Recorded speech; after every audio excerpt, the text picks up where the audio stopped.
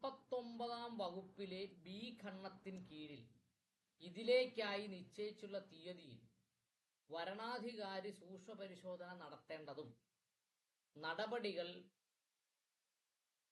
ലഹളയാലോ പരസ്യമായ ആക്രമത്താലോ തന്റെ നിയന്ത്രണത്തിന് അതീതമായി കാരണത്താലോ തടസ്സപ്പെടുകയോ വിഘാതപ്പെടുകയോ ചെയ്യുമ്പോഴൊഴികെ അങ്ങനെയുള്ള നടപടികൾ നീട്ടിവെക്കാൻ പാടില്ലാത്ത.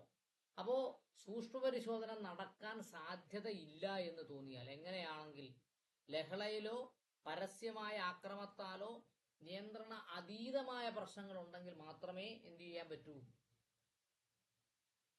നടപടികൾ നീട്ടിവെക്കാൻ പറ്റൂ. അല്ലെങ്കിൽ നടപടികൾ നീട്ടിവെക്കാൻ പറ്റില്ല. ഓക്കെ, അടുത്തത്. എന്നാൽ ഒരാക്ഷേപം ഭരണാധികാരി ഉന്നയിക്കുകയോ മറ്റെന്തെങ്കിലും ആൾ നൽകുകയോ ചെയ്യുന്നതിനാൽ അത് ഖണ്ഡിക്കുന്നതിന് ബന്ധപ്പെട്ട സ്ഥാനാർത്ഥിക്ക് സൂക്ഷ്മപരിശോധനയ്ക്ക് നിജപ്പെടുത്തിയ തീയതിയുടെ അടിസ്ഥാനത്തിൽ തീയതിയുടെ അടുത്തതിന്റെ അടുത്ത് പ്രവൃത്തി ദിവസമല്ലാതെ സമയം അനുവദിക്കുവാനും നടപടികൾ നീട്ടിവെക്കപ്പെട്ട തീയതിയിൽ ഭരണാധികാരി തന്റെ തീരുമാനം രേഖപ്പെടുത്തേണ്ടതുമാണ്. അപ്പം ഏതെങ്കിലും കാരണവശാൽ സൂക്ഷ്മപരിശോധനയിൽ തിരുത്താവുന്ന ഒരു തെറ്റ് ശ്രദ്ധയിൽപ്പെട്ടാൽ അന്നേരം സ്ഥാനാർത്ഥിക്ക് അത് തിരുത്താൻ കഴിഞ്ഞില്ലെങ്കിൽ എന്ത് ചെയ്യാം?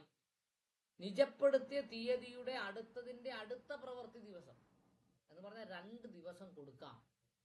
ഭരണാധികാരി ഉന്നയിക്കപ്പെടുന്ന സംശയങ്ങൾ ദൂരീകരിക്കുന്നതിന് വേണ്ടി സ്ഥാനാർത്ഥിക്ക് 2 ദിവസം കൊടുക്കാമെന്ന് എവിടെ പറയുന്നു?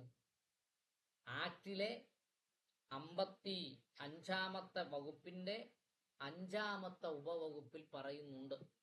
അത് എല്ലാവർക്കും ചോദിക്കുന്നുണ്ടോ കിട്ടുന്നുണ്ടോ എന്നതൊക്കെ 2ാമത്തെ കാര്യമാണ്.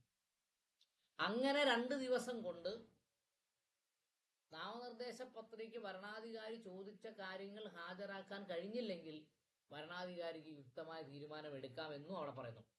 തീരുമാനം രേഖപ്പെടുത്തേണ്ടത്. അടുത്ത 6, 55-ലെ 6 കേട്ടോ. ഓരോ നാമനിർദ്ദേശ പത്രികയുടെ മേലും ഭരണാധികാരി അത് സ്വീകരിക്കുകയോ നിരസിക്കുകയോ ചെയ്തതുകൊണ്ട് തന്റെ തീരുമാനം പുറത്തെഴുതി നടത്തേണ്ടതും നാമനിർദ്ദേശ പത്രിക നിരസിക്കുമെങ്കിൽ അങ്ങനെ നിരസിക്കാനുള്ള കാരണങ്ങളും ഒരു സംക്ഷിപ്ത പ്രസ്താവന എഴുതി രേഖപ്പെടുത്തേണ്ടതാണ്. അപ്പോൾ നാമനിർദ്ദേശ പത്രിക സ്വീകരിച്ചാൽ സ്വീകരിച്ചു എന്ന് എഴുതണം, നിരസിച്ചാൽ നിരസിച്ചു എന്ന് എഴുതണമെന്ന് മാത്രമല്ല എന്തുകൊണ്ട് നിരസിച്ചു എന്നും എഴുതണം. അടുത്തത് 55-ലെ 7. ഈ വകുപ്പിന്റെ ആവശ്യത്തിന് ഒരു നിയോജക മണ്ഡലത്തിന്റെ തത്സമയം പ്രാബല്യത്തിലുള്ള വോട്ടർ പട്ടികയിൽ ഒരു ഉൾക്കുറിപ്പിന്റെ സാക്ഷ്യപ്പെടുത്തിയ പകർപ്പ് ആ ഉൾക്കുറിപ്പിൽ പരാമർശിക്കുന്ന ആൾ ആ നിയോജക മണ്ഡലത്തിലുള്ള ഒരു സമുദായനാണെന്ന വസ്തുതയ്ക്ക് 17-ാം വകുപ്പിൽ പറഞ്ഞിരിക്കുന്ന ഒരു അയോഗ്യതയ്ക്ക് വിധേയനാണെന്ന് തെളിയിക്കപ്പെടാത്തിടത്തോളം നിർണായക തെളിവായിരിക്കുന്നതാണ്. ഇവിടെ അത്രേ ഉള്ളു കാര്യം. വോട്ടർ പട്ടികയിൽ പേരുണ്ട്, അതുകൊണ്ടാണ് നാമനിർദ്ദേശ പത്രിക കൊടുത്തത്.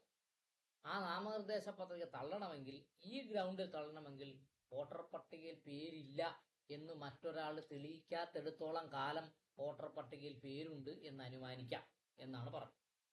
55-7. 55-ലെ 8 അവസാനത്തെ ഉപകവും.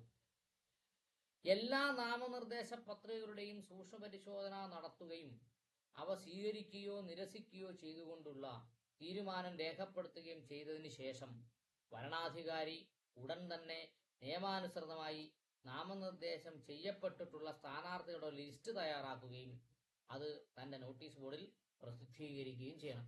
അപ്പോൾ നാമനിർദ്ദേശ പത്രികയുടെ സ്കൂട്ടണി എല്ലാം കഴിഞ്ഞു. തള്ളേണ്ടത് തള്ളി, സ്വീകരിക്കേണ്ടത് സ്വീകരിച്ചു കഴിഞ്ഞാൽ എത്ര സ്ഥാനാർത്ഥികളുണ്ട്, അവരാരൊക്കെയാണ്, അതിനെക്കുറിച്ച് ചിലപ്പം ചിഹ്നമടക്കമാണ് പ്രസിദ്ധീകരിക്കുന്നത്. ഇവിടെ ചിഹ്നത്തിനെ കുറിച്ച് പറഞ്ഞിട്ടില്ല.